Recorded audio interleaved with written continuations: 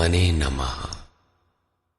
यथार्थ गीता श्रीमद् भगवत गीता अथ पंचदशो अध्याय। महापुरुषों ने संसार को विभिन्न दृष्टांतों से समझाने का प्रयास किया है। किसी ने इसी को भवाटवी कहा तो किसी ने संसार सागर कहा। अवस्था भेद से इसी को भवनदी और भवकूप भी कहा गया और कभी इसकी तुलना गोपद से की गई, अर्थात जितना इंद्रियों का आयतन है उतना ही संसार है। और अंत में ऐसी भी अवस्था आई कि नाम लेत भव सिंधु सुखाहीन, भव सिंधु भी सूख गया। क्या संसार में ऐसे समुद्र हैं? योगेश्वर श्री कृष्ण ने भी संसार को समुद्र और वृक्ष की संज्ञा दी।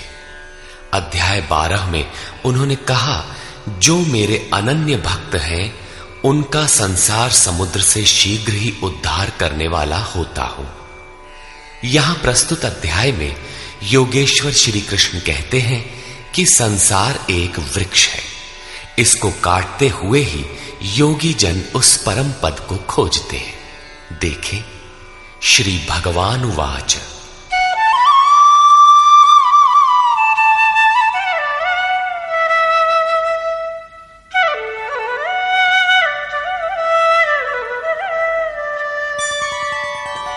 ऊर्ध्वमूलमधः शाखम् अश्वत्थं प्राहुरव्ययम् छन्दांसि यस्य पर्णानि यस्तं वेद स वेदवित्।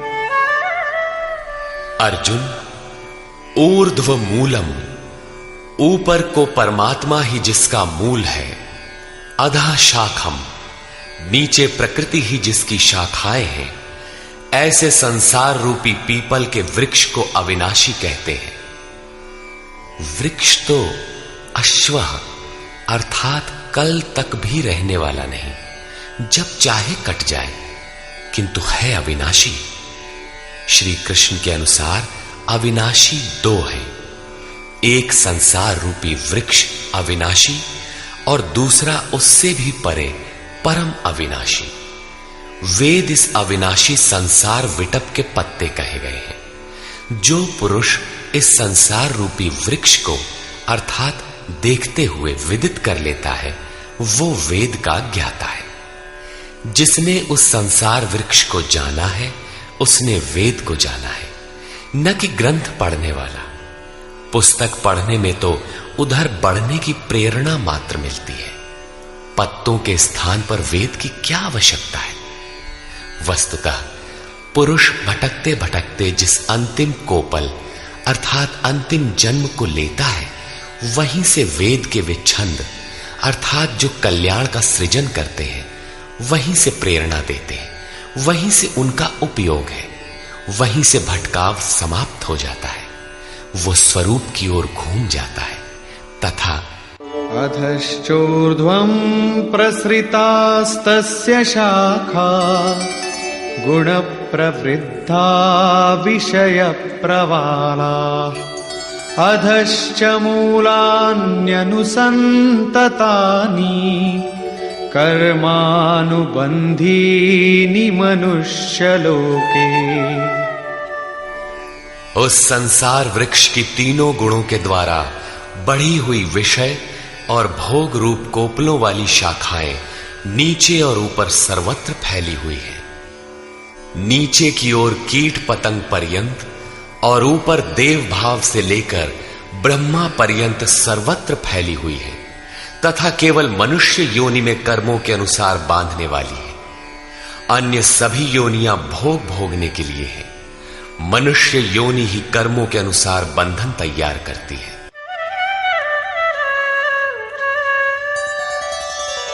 न रूपमस्येह तथोपलभ्यते नान्तो न चादिर्न च सम्प्रतिष्ठा अश्वत्थमेनं सुविरूढमूलम् असंगशस्त्रेण दृढ़ेन छित्त्वा। परंतु इस संसार वृक्ष का रूप जैसा कहा गया है वैसा यहां नहीं पाया जाता, क्योंकि न तो इसका आदि है न अंत है और न अच्छी प्रकार से इसकी स्थिति ही है, क्योंकि ये परिवर्तनशील है। इस सुदृढ़ मूल वाले संसार रूपी वृक्ष को दृढ़ असंग शस्त्रेण, असंग अर्थात वैराग्य रूपी शस्त्र द्वारा काटकर संसार रूपी वृक्ष को काटना है। ऐसा नहीं कि पीपल की जड़ में परमात्मा रहते हैं या पीपल का पत्ता वेद है और आरती करने लगे पेड़ की। इस संसार वृक्ष का मूल तो स्वयं परमात्मा ही बीज रूप से प्रसारित है, तो क्या वो भी कट जाएगा? दृढ़ वैराग्य द्वारा इस प्रकृति का संबंध विच्छेद हो जाता है। यही काटना है। काट कर करें क्या?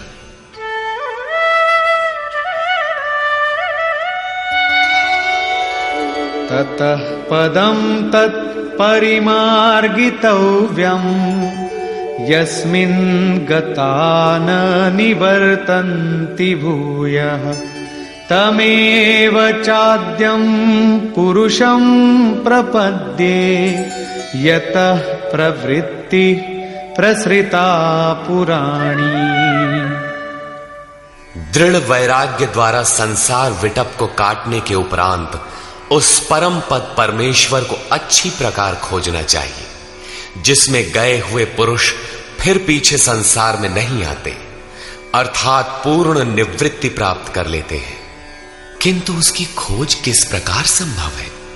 योगेश्वर कहते हैं, इसके लिए समर्पण आवश्यक है। जिस परमेश्वर से पुरातन संसार वृक्ष की प्रवृत्ति विस्तार को प्राप्त हुई है, उसी आदि पुरुष परमात्मा की मैं शरण हूं, अर्थात उनकी शरण गए बिना वृक्ष मिटेगा नहीं। अब शरण में गया हुआ वैराग्य में स्थित पुरुष कैसे समझे कि वृक्ष कट गया? उसकी पहचान क्या है? इस पर कहते हैं, निर्माण मोहाजित संग दोषा अध्यात्म नित्या विनिवृत्त कामा द्वंद्वैर्विमुक्ता सुख दुःख संज्ञैर् गच्छन्त्यमूढ़ा पदमव्ययं तत्। उपर्युक्त प्रकार के समर्पण से जिसका मोह और मान नष्ट हो गया है, आसक्ति रूपी संग दोष जिन्होंने जीत लिया है, अध्यात्म नित्या परमात्मा के स्वरूप में जिनकी निरंतर स्थिति है, जिनकी कामनाएं विशेष रूप से निवृत्त हो गई हैं और सुख दुख के द्वंद्वों से विमुक्त हुए ज्ञानी जन उस अविनाशी परम पद को प्राप्त होते हैं। जब तक यह अवस्था नहीं आती तब तक संसार वृक्ष नहीं कटता। यहां तक वैराग्य की आवश्यकता रहती है। उस परम पद का क्या स्वरूप है जिसे पाते हैं? न तद्भासयते सूर्यो न शशांको न पावकः यद्गत्वा न निवर्तन्ते तद्धाम परमं मम। उस परम पद को न सूर्य न चंद्रमा और न अग्नि ही प्रकाशित कर पाते हैं। जिस परम पद को प्राप्त कर मनुष्य पीछे संसार में नहीं आते हैं, वही मेरा परम धाम है, अर्थात उनका पुनर्जन्म नहीं होता। इस पद की प्राप्ति में सबका समान अधिकार है। इस पर कहते हैं,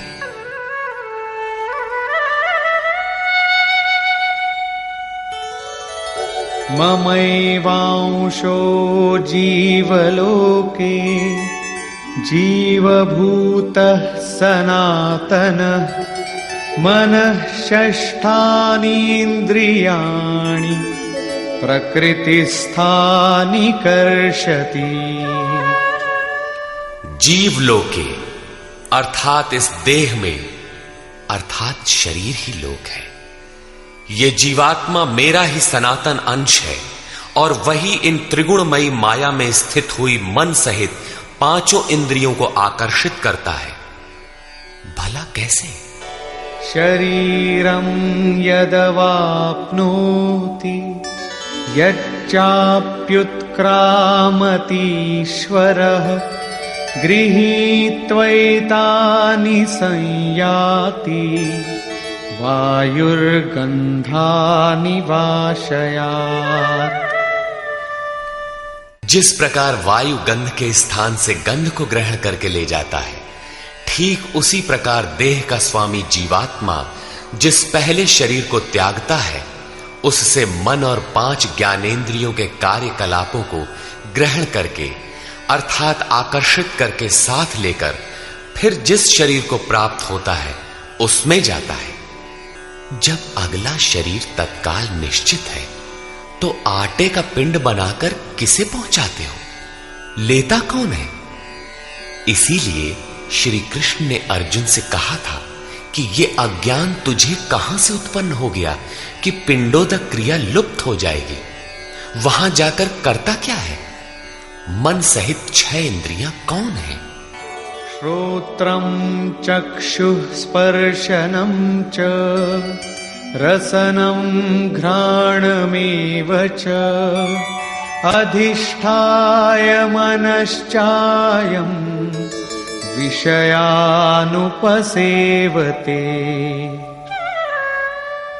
उस शरीर में स्थित होकर ये जीवात्मा कान, आंख, त्वचा, जिह्वा, नासिका और मन का आश्रय लेकर अर्थात इन सब के सहारे ही विषयों का सेवन करता है, किंतु ऐसा दिखाई नहीं पड़ता, सब उसे देख नहीं पाते। इस पर श्री कृष्ण कहते हैं, उत्क्रामन्तं स्थितं वापि भुञ्जानं वा गुणान्वितं विमूढानानुपश्यन्ति पश्यन्ति ज्ञानचक्षुषः। शरीर छोड़कर जाते हुए, शरीर में स्थित हुए, विषयों को भोगते हुए अथवा तीनों गुणों से युक्त हुए भी जीवात्मा को विशेष मूढ़ अज्ञानी नहीं जानते। केवल ज्ञान रूपी नेत्र वाले ही उसे जानते हैं, देखते हैं।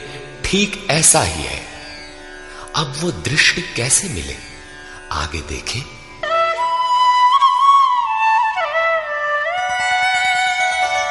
यतन्तो योगिनश्चैनं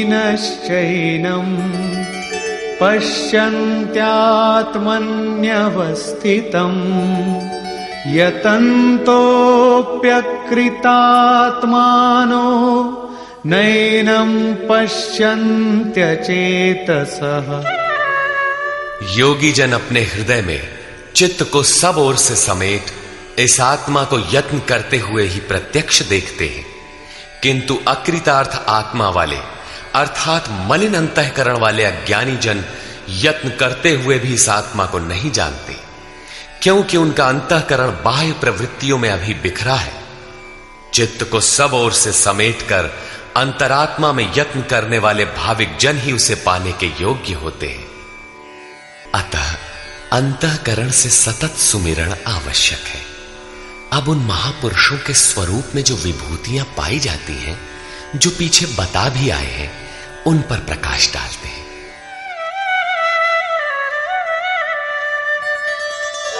यदादित्यगतं तेजो जगद्भासयतेऽखिलम् यच्चन्द्रमसि यच्चाग्नौ तत्तेजो विद्धि मामकम्।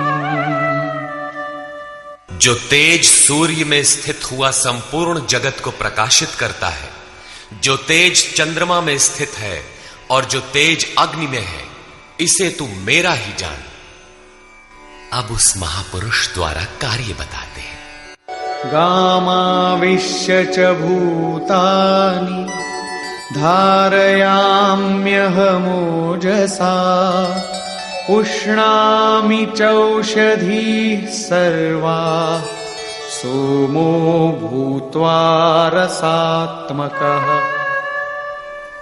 मैं ही पृथ्वी में प्रवेश करके अपनी शक्ति से सब भूतों को धारण करता हूं और चंद्रमा में रस स्वरूप होकर संपूर्ण वनस्पतियों को पुष्ट करता हूं।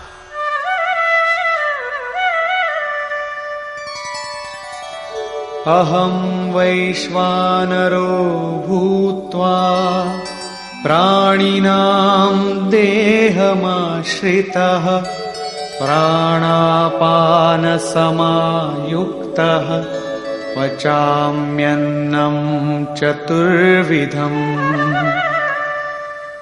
मैं ही प्राणियों के शरीर में अग्नि रूप से स्थित होकर प्राण और अपान से युक्त हुआ 4 प्रकार के अन्नों को पचाता हूं। अध्याय 4 में स्वयं योगेश्वर श्री कृष्ण ने इंद्रियाग्नि, संयमाग्नि, योगाग्नि, प्राण अपानाग्नि, ब्रह्माग्नि इत्यादि 13-14 अग्नियों का उल्लेख किया, जिनमें सबका परिणाम ज्ञान है। ज्ञान ही अग्नि है। श्री कृष्ण कहते हैं, ऐसा अग्नि स्वरूप होकर प्राण और अपान से युक्त 4 विधियों से, अर्थात जप सदैव श्वास प्रश्वास से होता है, उसकी 4 विधियां बैखरी, मध्यमा, पश्यंती और परा है। इन 4 विधियों से तैयार होने वाले अन्नों को मैं ही पचाता हूं।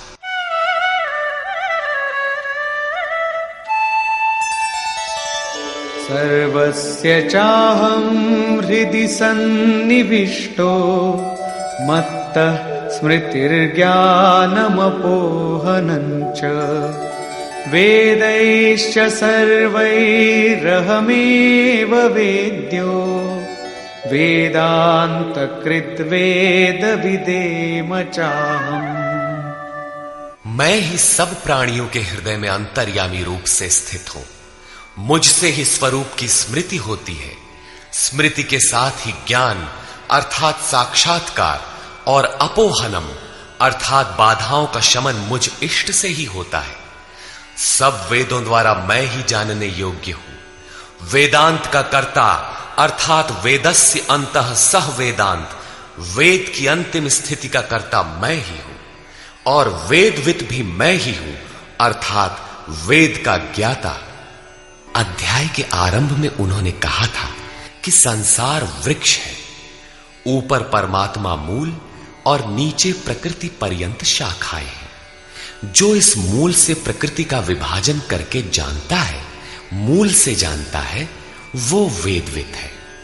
यहां कहते हैं कि मैं वेदविद हूं। उसे जो जानता है, श्री कृष्ण ने अपने को उनकी तुलना में खड़ा किया कि वो वेदविद है। मैं वेदविद हूं। श्री कृष्ण भी एक तत्वज्ञ महापुरुष, योगियों के भी परम योगी थे। यहां ये प्रश्न पूरा हुआ। अब बताते हैं कि संसार में पुरुष का स्वरूप 2 प्रकार का है। द्वाविमौ पुरुषौ लोके क्षरश्चाक्षर एव च क्षरः सर्वाणि भूतानि कूटस्थोऽक्षर उच्यते। अर्जुन, इस संसार में क्षर, क्षय होने वाले, परिवर्तनशील और अक्षर, अक्षय, अपरिवर्तनशील, ऐसे 2 प्रकार के पुरुष हैं।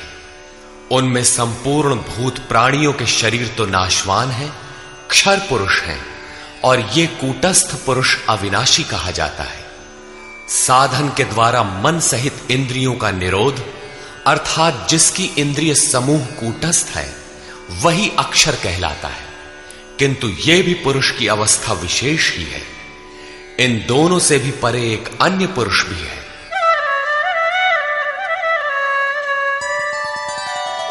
उत्तमः पुरुषस्त्वन्यः परमात्मेत्युदाहृतः यो लोकत्रयमाविश्य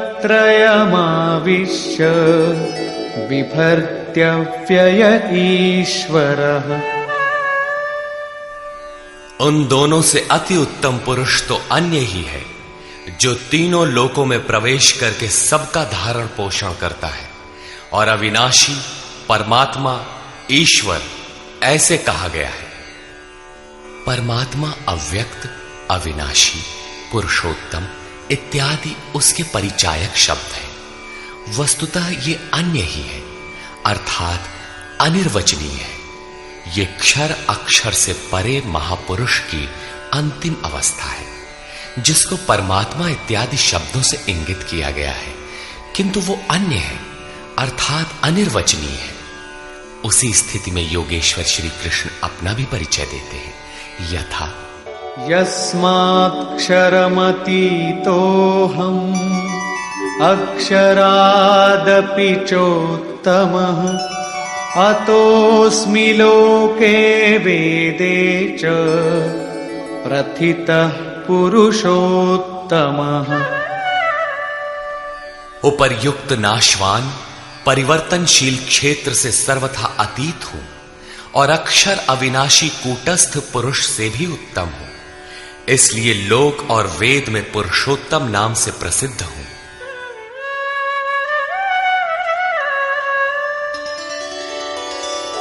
यो मामेवमसम्मूढो जानाति पुरुषोत्तमम् स सर्वविद् भजति माम् सर्वभावेन भारत।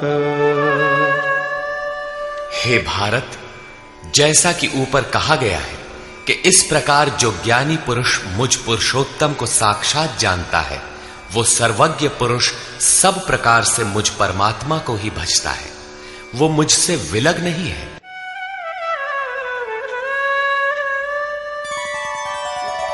इति गुह्यतमं शास्त्रम् इदमुक्तं मया नघ एतद्बुद्ध्वा बुद्धिमान् स्यात् कृतकृत्यश्च भारत। हे निष्पाप अर्जुन, इस प्रकार ये अति गोपनीय शास्त्र मेरे द्वारा कहा गया। इसको तत्व से जानकर मनुष्य पूर्ण ज्ञाता और कृतार्थ हो जाता है। अतः योगेश्वर श्री कृष्ण की ये वाणी स्वयं में पूर्ण शास्त्र है। श्री कृष्ण का ये रहस्य अत्यंत गुप्त था, उन्होंने केवल अनुरागियों से बताया। ये अधिकारी के लिए ही है। श्री कृष्ण का ये स्वरूप सबके लिए था भी नहीं। कोई उन्हें राजा, कोई दूत, तो कोई यादव ही मानता था, किंतु अधिकारी अर्जुन से उन्होंने कोई दुराव नहीं रखा। उसने पाया कि वो परम सत्य पुरुषोत्तम नहीं, दुराव रखते तो उसका कल्याण ही ना होता। यही विशेषता प्राप्ति वाले प्रत्येक महापुरुष में पाई गई। रामकृष्ण परमहंस देव एक बार बहुत प्रसन्न थे। भक्तों ने पूछा, आज तो आप बहुत प्रसन्न हैं? बोले, आज मैं वो परमहंस हो गया। उनके समकालीन कोई अच्छे महापुरुष परमहंस थे, उनकी ओर संकेत किया। कुछ देर बाद वो मन क्रम वचन से विरक्ति की आशा से अपने पीछे लगे साधकों से बोले, देखो, अब तुम लोग संदेह न करना, मैं वही राम हूं जो त्रेता में हुए थे, वही कृष्ण हूं जो द्वापर में हुए थे। मैं उन्हीं की पवित्र आत्मा हूं, वही स्वरूप हूं। यदि पाना है तो मुझे देखो। ठीक इसी प्रकार पूज्य गुरु महाराज भी सबके सामने कहा करते थे, हो हम भगवान के दूत हैं। जे सचहू का संत है वो भगवान का दूत है, हमारे द्वारा ही उनका संदेशा मिलता है।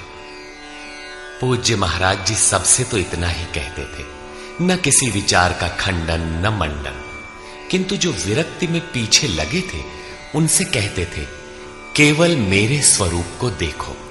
यदि तुम्हें उस परम तत्व की चाह है तो मुझे देखो, संदेह मत करो। बहुतों ने संदेह किया तो उनको अनुभव में दिखाकर उन बाह्य विचारों से हटाकर अपने स्वरूप में लगाया। वे अद्यावधि महापुरुष के रूप में अवस्थित हैं। इसी प्रकार श्री कृष्ण की अपनी स्थिति गोपनीय तो थी, किंतु अपने अनन्य भक्त पूर्ण अधिकारी अनुरागी अर्जुन के प्रति उन्होंने उसे प्रकाशित किया। हर भक्त के लिए संभव है, महापुरुष लाखों को उस रास्ते पर चला देते हैं।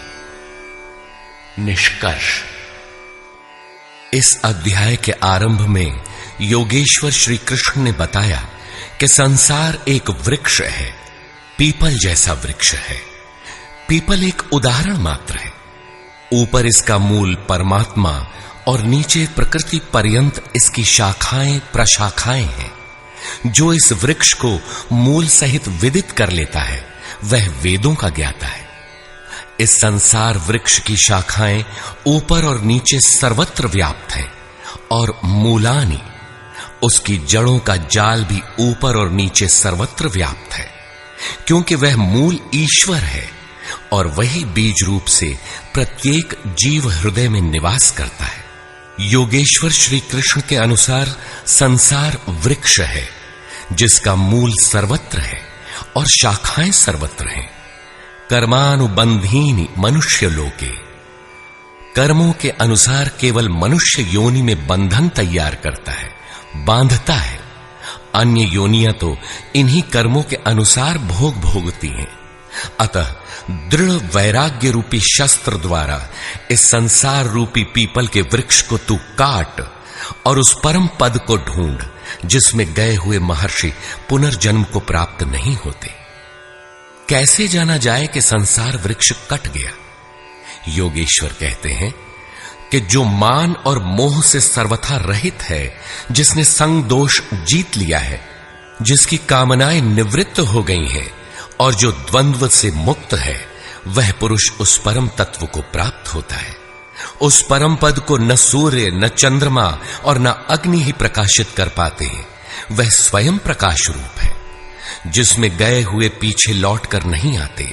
वह मेरा परम धाम है, जिसे पाने का अधिकार सबको है, क्योंकि यह जीवात्मा मेरा ही शुद्ध अंश है। शरीर का त्याग करते समय जीवात्मा मन और पांचों ज्ञानेंद्रियों के कार्यकलापों को लेकर नए शरीर को धारण करता है। संस्कार सात्विक है तो सात्विक स्तर पर पहुंच जाता है, राजसी है तो मध्यम स्थान पर और तामसी रहने पर जघन्य योनियों तक पहुंच जाता है तथा इंद्रियों के अधिष्ठाता मन के माध्यम से विषयों को देखता और भोगता है। यह दिखाई नहीं पड़ता, इसे देखने की दृष्टि ज्ञान है। कुछ याद कर लेने का नाम ज्ञान नहीं है। योगी जन हृदय में चित्त को समेटकर प्रयत्न करते हुए ही उसे देख पाते हैं। अतः ज्ञान साधन गम्य है। हां, अध्ययन से उसके प्रति रुझान उत्पन्न होती है। संशय युक्त अकृतात्मा लोग प्रयत्न करते हुए भी उसे देख नहीं पाते। यहां प्राप्ति वाले स्थान का चित्रण है। अतः उस अवस्था की विभूतियों का प्रवाह स्वाभाविक है। उन पर प्रकाश डालते हुए योगेश्वर श्री कृष्ण कहते हैं कि सूर्य और चंद्रमा में मैं ही प्रकाश हूं, अग्नि में मैं ही तेज हूं, मैं ही प्रचंड अग्नि रूप से 4 विधियों से परिपक्व होने वाले अन्न को पचाता हूं। श्री कृष्ण के शब्दों में अन्न एकमात्र ब्रह्म है। अन्नम ब्रह्मेति व्यजानात्, जिसे प्राप्त कर यह आत्मा तृप्त हो जाती है। बैखरी से परापर्यंत अन्न पूर्ण परिपक्व होकर पच जाता है, वह पात्र भी खो जाता है। इस अन्न को मैं ही पचाता हूं, अर्थात सद्गुरु जब तक रथी न हो तब तक यह उपलब्धि नहीं होती। इस पर बल देते हुए योगेश्वर श्री कृष्ण पुनः कहते हैं कि संपूर्ण प्राणियों के अंतर्देश में स्थित होकर मैं ही स्मृति दिलाता हूं। जो स्वरूप विस्मृत था उसकी स्मृति दिलाता हूं। स्मृति के साथ मिलने वाला ज्ञान भी मैं ही हूं। उसमें आने वाली बाधाओं का निदान भी मुझसे होता है। मैं ही जानने योग्य हूं और विदित हो जाने के बाद जानकारी का अंत करता भी मैं ही हूं। कौन किसे जाने? मैं वेदवित् हूं। अध्याय के प्रारंभ में कहा, जो संसार वृक्ष को मूल सहित जानता है वह वेदवित् है, किंतु उसको काटने वाला ही जानता है। यहां कहते हैं मैं भी वेदवित् हूं। उन वेदविदों में अपनी भी गणना करते हैं। अतः श्री कृष्ण भी यहां वेदवित् पुरुषोत्तम है, जिसे पाने का अधिकार मानव मात्र को है। अंत में उन्होंने बताया कि लोक में दो प्रकार के पुरुष हैं। भूतादिकों के संपूर्ण शरीर क्षर है। मन की कूटस्थ अवस्था में यही पुरुष अक्षर है, किंतु है द्वंद्वात्मक और इससे भी परे जो परमात्मा, परमेश्वर, अव्यक्त और अविनाशी कहा जाता है, वह वस्तुतः अन्य ही है। यह क्षर अक्षर से परे वाली अवस्था है। यही परम स्थिति है। इससे संगत करते हुए कहते हैं कि मैं भी क्षर अक्षर से परे वही हूं, इसलिए लोग मुझे पुरुषोत्तम कहते हैं। इस प्रकार उत्तम पुरुष को जो जानते हैं वे ज्ञानी भक्तजन सदैव सब ओर से मुझे ही भजते हैं। उनकी जानकारी में अंतर नहीं है। अर्जुन, यह अत्यंत गोपनीय रहस्य मैंने तेरे प्रति कहा। प्राप्ति वाले महापुरुष सबके सामने नहीं कहते, किंतु अधिकारी से दुराव भी नहीं रखते। अगर दुराव करेंगे तो वह पाएगा कैसे? इस अध्याय में आत्मा की 3 स्थितियों का चित्रण क्षर, अक्षर और अति उत्तम पुरुष के रूप में स्पष्ट किया गया, जैसा इससे पहले किसी अन्य अध्याय में नहीं है। अतः ओम तत्सदिति श्रीमद्भगवद गीता सूपनिषत्सु ब्रह्म विद्यायाम योग शास्त्रे श्री कृष्ण अर्जुन संवादे पुरुषोत्तम योगो नाम 15वां अध्याय। इस प्रकार स्वामी अड़गड़ानंद कृत श्रीमद् भगवद गीता के भाष्य यथार्थ गीता का 15वां अध्याय पूर्ण होता है। हरि ओम तत्सत।